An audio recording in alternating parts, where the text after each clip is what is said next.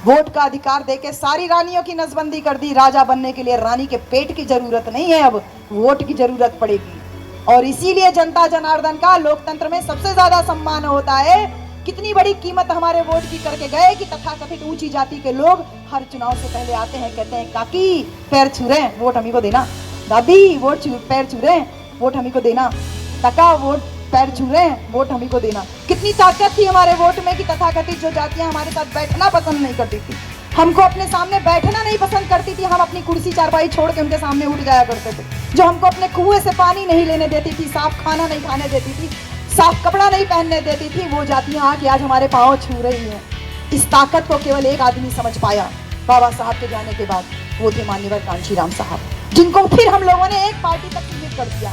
क्या बोलते हैं बीएसपी के संस्थापक। अरे कौन बीएसपी के संस्थापक? बीएसपी माननीय कांशीराम का सबसे लास्ट मूवमेंट था, लास्ट पॉलिटिकल मूवमेंट था। बाबा साहब ने भी आरपीआई बनाई थी ना, तो क्यों नहीं आप बाबा साहब को आरपीआई के जनकदाता बोलते हो? साहब कांशीराम को हमने एक पार्टी तक सीमित कर दिया। अरे उस एक पार्टी से पहले साहब ने जो संघर्ष किया, उस संघर्ष को तक कैसे पहुंचोगे आप? मैंने बाबा साहब के संघर्ष पे आज बहुत ज्यादा बात नहीं की, लेकिन मैंने बताया कि उनके संघर्ष से हमको क्या क्या मिला। हम बाबा साहब की बात अब कम कर रहे हैं, साहब कांशीराम की बात ज्यादा कर रहे हैं, क्योंकि साहब का संघर्ष आप तक पहुंचना बहुत जरूरी है। आप लोग आज यहाँ पे खड़े हो, भिलाई में भी हम गए थे तो हमने साहब की बहुत सारी बातें की थी। आप लोग जो यहाँ पे दमदारी से मुझे बोलने का अधिकार बाबा साहब ने दिया, लेकिन इस मंच पे खड़े होकर बोलने का साहस मेरे कांशीराम ने मुझे दिया। गांव गांव घूमे, अपनी सरकारी नौकरी से इस्तीफा, हम भी इस्तीफा देने के लिए सोच रहे हैं, बहुत दिन से प्लान कर रहे हैं, लेकिन क्योंकि गांव गांव बहुत कार्यक्रम करते हैं, वो कार्यक्रम करने में कई बार हमने बहुत सारा लोन ले रखा है, वो लोन हमारा किसी तरीके से खत्म हो जाता तो मैं नौकरी छोड़ देती। मैं नौकरी कर नहीं पा रही हूँ, क्योंकि इसी नौकरी ना करने की वजह से आपने मुझे 25,000 रुपया खर्चा करके यहाँ बुलाया है। मैं ये सोचती हूँ कि समाज के पास आज कितना पैसा है, ये वेस्ट हो रहा है। जो काम हम आराम से ट्रेन से आके कर सकते थे, उसके लिए हम दोनों लोग जब फ्लाइट से आए हैं और फ्लाइट किसी कारणवश कैंसिल होती है तो पैसा भी नहीं रिफंड करते हैं, वो पैसा वेस्ट हो जा रहा है। 15-16 घंटा तो वैसे ही बर्बाद हो गया। हम ट्रेन से आ जाते तो कम से कम इसके 1/4 पैसे में काम हो जाता। इस पैसे से हम किसी गांव में और एक कैडर मीटिंग लगा लेते, क्योंकि हमें आने जाने के लिए तो तेल की जरूरत होती है गाड़ी में डालने के लिए। हम बहुत इकोनॉमिकल हो करके समाज के बीच में निकले हैं, इसीलिए हम जब तय किए ना कि घर मकान अपने नाम पे कोई नहीं रखेंगे, वो यही वजह है, क्योंकि ये पैसा बहुत मेहनत से हमारे महापुरुषों के संघर्ष से हमको मिला। साहब ने नौकरी से इस्तीफा दे दिया, हम नौकरी से इस्तीफा देने के लिए आज प्लान कर रहे हैं। 32-34 साल की उम्र में नौजवान इस्तीफा दे देता है, माँ को चिट्ठी लिखता है कि मैं कभी घर नहीं आऊंगा। सोच के देखिए उसके ऊपर क्या बीतेगी। बोलता है कभी शादी नहीं करूंगा, इमेजिन करिए माँ के ऊपर क्या बीतेगी। बोलते हैं कभी घर परिवार नहीं आऊंगा, नौकरी नहीं करूंगा, क्या बीतेगी किसी माँ के ऊपर। लेकिन उस संघर्ष को हमने भुला दिया। जब साहब पूना में कमरा किराया लेके रहते थे, उनके साथ में एक उनके साथी थे, दोनों जब साइकिल से पूना आते थे स्टेशन, साइकिल रखते थे और फिर मीटिंग करते थे। मीटिंग करके रोज शाम को जब जाते थे तो रास्ते में एक जगह बाबा साहब की मूर्ति थी, उस मूर्ति के नीचे बैठ करके साहब कांशीराम रोज प्लान करते थे कि ये देश बाबा साहब के बच्चों का है और बाबा साहब के बच्चों के बिना इस देश का शासन में चलने नहीं दूंगा। देश के 85% बहुजन समाज को मैं जगाऊंगा और एक दिन राजा बना करके दिखाऊंगा। बाबा साहब का जो सपना था हुक्मरान कौम बनाने का, वो मैं पूरा करके दिखाऊंगा। जो उनके सहयोगी थे आमटे जी, वो मोटी मोटी आंखें करके ऐसी बातें सुनते थे, क्योंकि उस जमाने में राजा बनने का सपना एकदम सपना होता था। वो खुद ही इस बात को लिख करके जाते हैं, बताते हैं कि साहब की बातों में इतना जोश था कि हम लोग भी इस बात को मानते थे कि किसी दिन हमारा राजा जरूर होगा। और कई दिन ऐसा बीता जब साहब कांशीराम भूखे पेट सोए। वही आमटे जी उनके साथ साइकिल से जाते थे। साहब एक जगह रास्ते में दोनों लोग रुकते थे, जब पूना से मीटिंग लेके दोनों वापस अपने रूम तक साइकिल से आते थे, एक जगह रुकते थे, दोनों साथी चाय पीते थे। उस दिन संजोग से दोनों लोगों के पास पैसे नहीं होते हैं, तो चाय की दुकान दिखती है, साहब आमटे जी की तरफ देखते हैं, आमटे साहब की तरफ देखते हैं। पैसा नहीं होता है तो दोनों का साइकिल नहीं रुकता है। आमटे सोचते हैं साहब को मीट भी बहुत पसंद था, बोले लगता है आगे ईरानी होटल पे साहब का आज मीट खाने का मन है। जब वो आगे ईरानी होटल निकलता है, साहब आमटे की तरफ देखते हैं, आमटे साहब की तरफ देखते हैं, क्योंकि दोनों की जेब में पैसा नहीं होता, इसलिए साइकिल रुकती नहीं। आमटे को तब रियलाइज होता है कि साहब की जेब में पैसा नहीं है, और जब दोनों लोग चुपचाप घर चले आते हैं तो ये पता चलता है कि दोनों की जेब में इतना पैसा नहीं कि एक बिस्कुट का पैकेट खरीद लें। दोनों घड़ा में से एक एक गिलास पानी लेते हैं और पानी पी करके सो जाते हैं। ऐसे तमाम रातें साहब कांशीराम ने भूखे प्यासे बिताई हैं। मैंने तमाम दिल्ली के लोगों से मुलाकात की, इतना दिल भर आता उनकी बातें सुन करके कि साहब सोचते थे कि आज आपने मुझे एक होटल में रुकवाया हुआ है, उस होटल में मैं जो चाहूँ अपनी पसंद का खा सकती हूँ। इतना कष्ट होता है जब हम एक कॉफी ऑर्डर करते हैं, चाय ऑर्डर करते हैं 90 रुपए का, खाना कुछ ऑर्डर कर दिया, अगर हमने बिरयानी ऑर्डर कर दिया 400-500 रुपए का बिरयानी, जब वो खाती हो ना तो ये लगता है कि साहब कितने दिन भूखा रहे होंगे, और साहब हमेशा इसी इंतजार में रहते थे कि शायद कोई कार्यकर्ता आज बोल दे कि साहब यहीं रुक जाओ। अगर गलती से कोई कह देता था कि साहब यहीं रुक जाओ, साहब उसके यहाँ रुक जाते थे, क्योंकि अगले दिन का ठिकाना नहीं होता था ना, क्योंकि पैसे नहीं होते थे कि पता नहीं कहीं कुछ खाने को मिलेगा कि नहीं मिलेगा। लेकिन आज कम से कम हमारे पेट तो भर रहे हैं, हमारे बच्चे अच्छे अच्छे जगह पे रह रहे हैं, तो हम लोगों ने सोचा कि पूरी व्यवस्था परिवर्तन हो चुका है। साहब का जो सामाजिक चिंतन था वो तो पीछे छूट गया ना मेरे भाई, वो पूरा चिंतन छूट गया। साहब ने कहा कि मैं ये संघर्ष कर रहा हूँ इसलिए तुमको एहसास कराने के लिए कि तुम 100 में 85 हो। नारा दिया साहब ने, जिसकी जितनी संख्या भारी उसकी उतनी हिस्सेदारी। जब साहब ये कहते हैं जिसकी जितनी संख्या भारी उसकी उतनी हिस्सेदारी, तो साहब का क्या मतलब है कहने का? तुम 100 में 85 हो, तुम्हारा राजा होना चाहिए।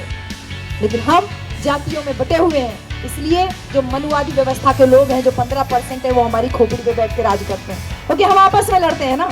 महार कहेगा चमार से मैं तुझसे ऊंचा, चमार से धोबी कहेगा तू कैसे ऊंचा, तुझसे ऊंचा तो मैं, धोबी से पासी कहेगा तू कैसे ऊंचा, तुझसे ऊंचा तो मैं। अब तो ये तमाम पंथ बन गए हैं, चाहे सतनामी पंथ हो, चाहे रविदासिया धर्म संगठन के लोग हों, ये तमाम संगठन हमारे बीच में बना दिए गए, जिससे हम और ज्यादा टुकड़ों में टूटते चले जाएं। वो 15% खोपड़ी पे बैठ के राज कर रहा। साहब इसी व्यवस्था को तोड़ना चाहते थे, और ये कहते थे कि ये व्यवस्था तभी टूटेगी जितना ज्यादा से ज्यादा ऐसे जागरूकता के कार्यक्रम लगातार चलते रहेंगे गाँव का। साहब ने कहा वोट से लेंगे सीएम पीएम, आरक्षण से लेंगे एसपीडीएम। आरक्षण अधिकार है हमारा, उससे इनके जैसे बड़े बड़े अधिकारी बनाएंगे, और वोट का अधिकार जो दिया उससे अपना सीएम और पीएम बनाएंगे। कहते हैं अपने वोट को अपनी बेटी की इज्जत के बराबर समझना, ये हमने साहब कांशीराम से सीखा। अपने वोट को कभी मत बेचना। लेकिन हम कितने निर्लज्ज हो गए, कितने बेशरम हो गए, कितने स्वार्थी हो गए, कितने दलाल हो गए, कितने चमचे हो गए, कितने भड़वे हो गए कि अपनी बेटी की इज्जत को एक एक पौआ दारू के बराबर बना दिया। अपनी बेटी की इज्जत को एक एक टिकट पे बेच दिया कि इधर से टिकट नहीं मिल रहा है तो नाराज हो गए, चले दूसरी पॉलिटिकल पार्टी ने टिकट दे दिया, हम उधर चले गए। अरे बाप नाराज होकर कुछ बोल देता है तो क्या अपना घर बदल लेते हो या अपना बाप बदल लेते हो? यहाँ तो पूरी सामाजिक व्यवस्था ने अपने बाप ही चेंज कर दी है, माँ चेंज कर दी है। सब लोग उंगली उठा रहे हो, लेकिन यहाँ जितने लोग बैठे हो हम भी उंगली उठाते हैं, लेकिन जो क्रिटिसाइज करने वाला मैटर होता है वहीं तक। लेकिन जब ये देखते हैं कि जिसके ऊपर हम उंगली उठा रहे हैं कि उनकी वजह से गड़बड़ी हो रही है, तो खुद से प्रश्न करती हूँ कि वो टूटी चप्पल पहन के चली होगी, फटा हुआ कपड़ा पहन के चली होगी, उसको भी तो माँ याद आई होगी ना, उसको भी तो अपना परिवार याद आया होगा ना। तब तो उसका साथी कोई नहीं था। वो एक जीप, टूटी हुई जीप का इंतजाम करने के लिए कितना परेशान रही होगी, रोज बस में ट्रेवल करती रही होगी कि आज वो चार्टर्ड प्लेन से घूम रही है, वो सबको दिखाई दे रहा है। तब ये प्रश्न आता है कि मैंने अपने घर की बहन बेटियों को क्यों नहीं तेरे जैसा बनाया, क्यों नहीं संघर्ष करना सिखाया? अगर एक बेटी उसके जैसी तैयार कर देते तब तो उसके ऊपर उंगलियां उठा सकते थे। साहब ने अपनी पूरी विरासत एक औरत को सौंप दी और उसी पे हम उंगली उठाना शुरू कर दिए। किसी ने अपनी बहन बेटियों को निकाला वहां तक। इसलिए आह्वान कर रही हूँ, जब साहब कह रहे हैं वोट हमारा राज तुम्हारा नहीं चलेगा, नहीं चलेगा, तो इसका अर्थ समझिए। वो कह रहे हैं कि लोगों को जागरूक करिए, ये चमचागिरी और दलाली की जो हमें आदत पड़ी हुई है, इससे मुक्ति कैसे पाओगे?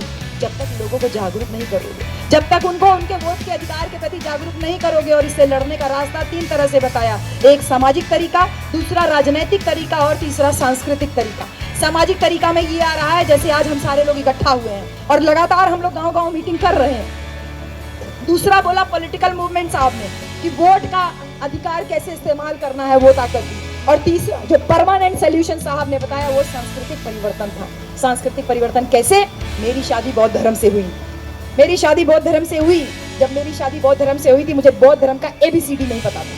मैं बाबा साहब को तो जानती थी, लेकिन बुद्ध को मैं केवल लाइट ऑफ एशिया जानती थी, इतना तक ही मेरा ज्ञान सीमित था। लेकिन खूब लंगा वंगा पहन के बैठी थी, खूब चूड़ा उड़ा चूड़ी उड़ी टीका उका सब तन का मन का सब पहना के बैठी हुई। जानकारी नहीं थी इसलिए पहन के बैठे थे। लेकिन जब भंते जी का प्रवचन सुनते गए, माइंड परिष्कृत होता गया, बुद्ध और उनका धम्म पढ़े तो सारी बातें क्लियर हो गई। हमारी शादी बौद्ध धर्म से हुई, लेकिन आप में से किसी ने, जो लोग भी कहते हैं अपने आप को बुद्धिस्ट, आपको लोगों को देख करके कोई भी कह सकता है किसका औरत, किसका आदमी जिंदा है, किसका आदमी जिंदा नहीं है। आप लोगों को देख के कह सकते हैं।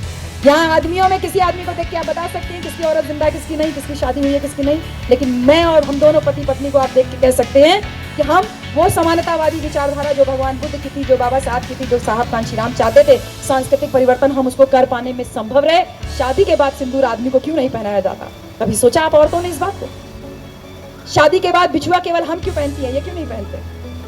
शादी के बाद मंगलसूत्र केवल हमने क्यों पहना, इनको भी तो पहनना चाहिए। समाज में पता तो चलना चाहिए लड़के की भी शादी हुई है। लेकिन हमें देख करके आप ये कह सकते हैं कि शादी के बाद ना सिंदूर मुझे पहनाया गया, ना मेरे पति को पहनाया गया, बिछुआ ना मैंने पहना, ना मेरे पति ने पहना, मंगलसूत्र ना मैंने पहना, ना मेरे पति ने पहना। मैं चाहूँ तो सोने का भी चूड़ी पहन सकती हूँ, मेरा पति चाहे सोने का कड़ा पहन सकता है, लेकिन ना कड़ा मैंने पहना, ना मेरे पति ने पहना। ये सांस्कृतिक परिवर्तन साहब कांशीराम चाहते थे कि अपने दुश्मन को पहचानिए।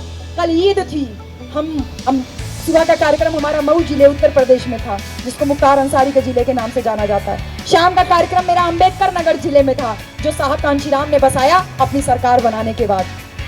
वो जिला साहब कांशीराम ने बनाया, अंबेडकर नगर जिला, जिस जिले की मैं हूँ बेसिकली रहने वाली। शाम को उसमें था और दिन भर हम लोग जब 2 जिलों में बारी बारी से आए गए तो ईद थी, तो अलग से ईद वाले नजर आ रहे थे, सब सफेद रंग का, सारे आदमी कुर्ता पहने और सफेद सफेद टोपी लगाए हुए। इनमें से कितने आदमी दिखाई देते हैं कि जिस दिन बुद्ध पूर्णिमा होती है उस दिन अलग से दिखाई दें। सफेद कपड़ा आप भले पहन लेते, लेकिन अपनी सांस्कृतिक पहचान कितने लोग उस दिन पूरा दिन हम लोग डाल के घूम पाते हैं? एक दिन नहीं घूम पाते। वो रोजाना सुबह 5 बजे टोपी लगा करके मस्जिद में नमाज अदा करें। ये सांस्कृतिक परिवर्तन साहब कांशीराम चाहते थे कि अपने प्रतीक स्वीकार करिए जो अपने प्रतीक हैं, और खंडन करिए उन सारे प्रतीकों का जिन लोगों ने हमें गुलामी बना रखी है। यहाँ खड़े होकर के मंच पे मैंने बहुत लोगों को ऐसे भी बोलते हुए सुना है, जय भीम बोल रहे हैं, भगवान बुद्ध की बात बोल रहे हैं, तभी फोन में रिंगटोन बजती है और रिंगटोन में गायत्री मंत्र का जाप बजने लगता है। अच्छे अम्बेडकरवादियों की पोल खुल जाती है तो चेंज क्यों नहीं कर देते हो? ये काम तो तुम कर सकते हो ना। मैं ये नहीं कहती कि मेरी तरह प्रतिज्ञा ले लो, घर नहीं जाओगे, परिवार नहीं बसाओगे, पैसा रुपया नहीं कमाओगे, लेकिन इतना छोटा तो काम कर सकते हो। अपने वॉलपेपर तो चेंज कर सकते हो।